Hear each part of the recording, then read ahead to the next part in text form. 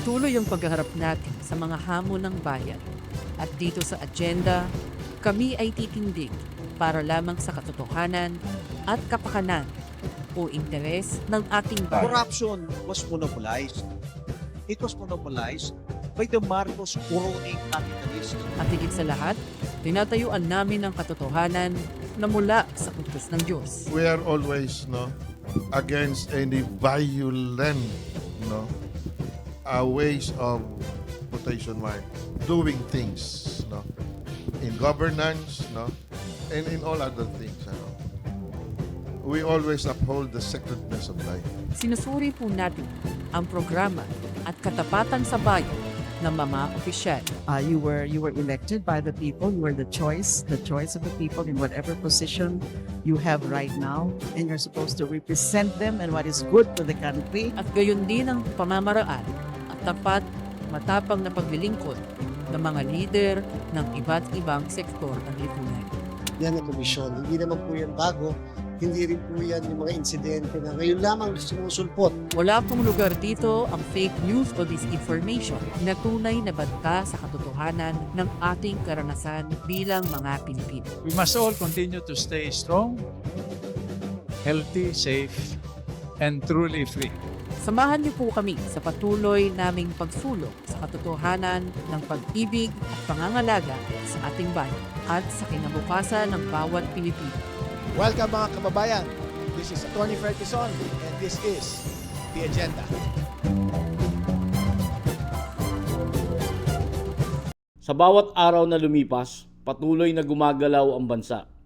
Ngunit kasabay ng pag-usad ay ang pagbigat ng mga hamong kinaharap ng transport sector. Mataas na presyo ng langis, patuloy na inflation, tumataas na gastos sa operasyon, mga hamon sa modernisasyon, matinding trapiko at lumalaking pangangailangan para sa isang ligtas, epesyente at abot-kayang sistema ng transportasyon. Ngunit sapat na ba ang mga hakbang upang matugunan ang mga hamong ito? Ano ang tunay na kalagayan ng transport sector sa gitna ng krisis sa ekonomiya? At paano natin ito maihahanda sa mga hamon ng kasalukuyan at ng hinaharap? Dito sa The Agenda Forum, ating pagtitibayin ang usapan sa pamamagitan ng mga pananaw mula sa iba't ibang sektor upang suriin ang mga issue, tukuyin ang mga hamon at pag-usapan ang mga posibleng solusyon. Magandang oras sa inyong lahat. Transportation is the lifeblood of every economy. It connects people to opportunities, keeps businesses moving, delivers essential goods, and drives national development. Gaya ng sabi ng ating OBB, the challenges in our transportation sector extend far beyond the roads. They affect livelihoods, supply chains, productivity, and the everyday lives of millions of Filipinos. Welcome po to The Agenda here at the Tribute Hotel in Quezon City. Ako po si Attorney Fred Quezon, ang inyong host. At pag-uusapan natin, ano ba talaga ang state of our transportation sector amid the economic crisis na ating nararanasan? With us today is the Chairman and President of Manibela Transport and Drivers Association, a very prominent advocate and a passionate leader when it comes to public utility drivers and operators. He has consistently voiced the concerns of the transport sector on issues such as rising operating costs, transport modernization, and the livelihood of drivers. Today, allow us to welcome Mr. Mar Valbuena. Magandang umaga po sa ating lahat. Maraming salamat po sa pag-invite, Attorney Fred Quezon, at sa atin pong mga kasamahan sa media. Magandang umaga po. At to my left naman is a motorcycle transport advocate who has been actively promoting safer, more efficient, and inclusive mobility solutions in the transport sector.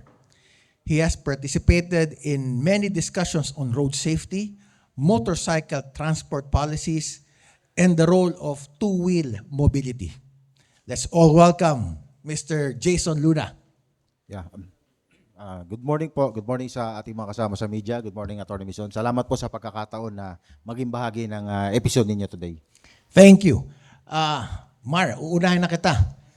Kasi medyo gusto namin malaman, from your perspective, how do you describe the current condition of our public utility drivers and operators? Actually po, napakagandang tanong na hindi ata ito nakikita ng ating gobyerno. Hindi lang po nagugutom yung ating mga kasamahang driver. Nagsasuffer po sila ngayon. Magkaiba po yung gutom ka lang may paraan. Pero nagdudusa yung kalagayan ng mga transport operators, mga drivers. Talaga pong nasadlak kami sa sobrang hirap ngayon. Kung ilalarawan siya sa isang salita, talaga pong nagdurusa. Nagdurusa. Pero Mar, I'm sure nakinig ka dun sa SONA, yung pang-5 SONA ng ating presidente. After 5 SONAs, ano ba ang tingin mo ang nagagawa ng ating administration with respect to our transport sector? Sa ngayon po, dun sa kanyang nakaraang SONA ng ating Pangulo, kulang na kulang yung pagtugon, lalong-lalo na sa gitna ng krisis.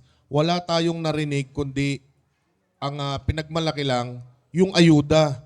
Pero ang gusto nating marinig sa kanya, ano yung pangmatagalang solusyon at konkretong solusyon simula nung pumutok yung giyera at pumutok itong krisis na kung saan nagtaas po attorney ng mga produktong petrolyo. Habang buhay ba na ang tanong natin sa Pangulo, habang buhay ba na ang gobyerno ay ayuda na lamang ang solusyon sa napakabigat na problema pagdating po sa mga produktong petrolyo? Mar, para klaro lang tayo, ibig sabihin, hindi niya gusto ang ayuda o gusto niyang ayuda pero mas maganda sana iba pa? Yung ayuda po kasi, sino po ba ang may ayaw nung ayuda? O yun ang una kong sagot doon sa katanungan po, ano? Kaya lang ho, baka may mas pwede pa tayong paggamitan nito na mas kapaki-pakinabang sa taong bayan. Yung solusyon na hinihingi natin, yung pangmatagalan na hindi po tuwing magkakaroon ng krisis o ng gyera, nagkukumahog tayo kung ano ba ang pwedeng solusyon na gawin dito sa transport sector. Kasi nangyari na po ito nung Ukraine and Russian war. Hanggang ngayon, may gyera pa. Bakit hanggang ngayon, sa loob na lang ng 6 na buwan na tayo ay dumaranas ng napakataas na presyo ng mga produktong petrolyo, ano na? Ang tanong natin, attorney, ano na ang konkreto o plano na pangmatagalan na ilalatag o inilatag sana ng ating Pangulo upang maibsan at hindi masyadong maramdaman yung epekto ng pagsirit ng mga produktong petrolyo. Sa enerhiya, crudo pa lang po itong pinag-uusapan natin, Attorney Fred. Wala pa yung kuryente ni paring Manny Pangilinan, ha? Saan daw kukunin yung system loss? Pero anyway, yun lang po. Kasi ibig po ba sabihin, tuwing magkakaroon po ng krisis, wala kaming gagawin kung hindi pumila sa napakainit ng ilalim ng araw at merong magsasakripisyo ng buhay. Ito po yung sinasabi namin. Bibigyan kami ng 5,000 o 1,500 pero ilang beses kaming magpapabalik-balik. Every time na pupunta kami doon sa payout center, hindi po kami bibiyahe. Kung 2-3 beses akong pipila doon dahil wala ako doon sa listahan, 3 araw na rin po akong hindi nakabiyahe. 3 araw na rin ho ang nawala doon sa kita ko. So magkano na lang ang natira doon sa 5,000 ibibigay mo po sa amin? Maganda sinabi mo, Mar, no? Hindi naman sa ayaw nyo ang ayuda, pero sana merong mas maganda. Totoo po yan. Ngayon, kung ikaw yung magbumungkahi, ano pa kaya ba ang mas magandang solusyon para hindi yung parang band-aid na ayuda na lamang kada krisis? Nababasa ko po yung APLIP, naririnig ko yung APLIP program, yung mga kung ilang bilyon ang ginastos ng ating gobyerno dito sa pamimigay ng ayuda. Minsan, kinukompute natin, parang kaya nang magtayo ng isang malaking reservoir na every time na mababa ang presyo ng mga produktong petrolyo, pwede tayo mag-angkat at pwede nating ilagay dito just in case na magkaroon ulit ng conflict. Katulad ngayon na walang tigil at walang katiyakan kung kailan ito matitigil, may huhugutan tayo, may kukuhanan tayo.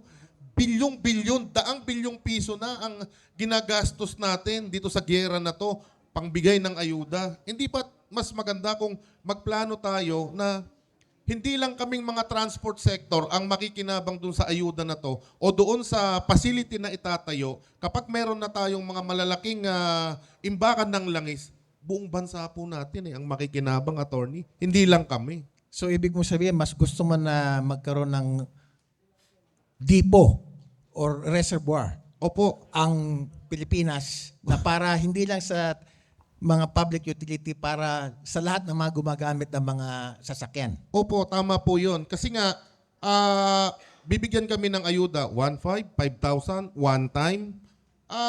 Tataas din naman yung presyo ng bilihin. Doon din mapupunta sa pagtaas ng presyo ng mga bilihin, yung ibibigay sa amin na ayuda. Yung 5,000 pesos, dadaan lang po sa palad namin ito, mapupunta rin kay Ramon Ang sa gasolinahan niya.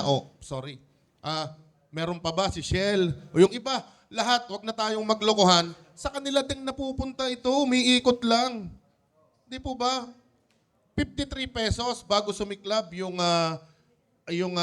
gera. 53 pesos ang presyo ng produktong petrolyo. Krudo na lang at gasolina. Ngayon, 100 na po ulit. 100% ang itinaas. Tapos bibigyan tayo ng 5,000 pesos. Pero gaano kahaba yung conflict, di ba? Iwanan muna natin yung ayuda. Pero pagdating naman doon sa fare increase, satisfied naman kayo doon sa mga nangyayari itong mga recent days?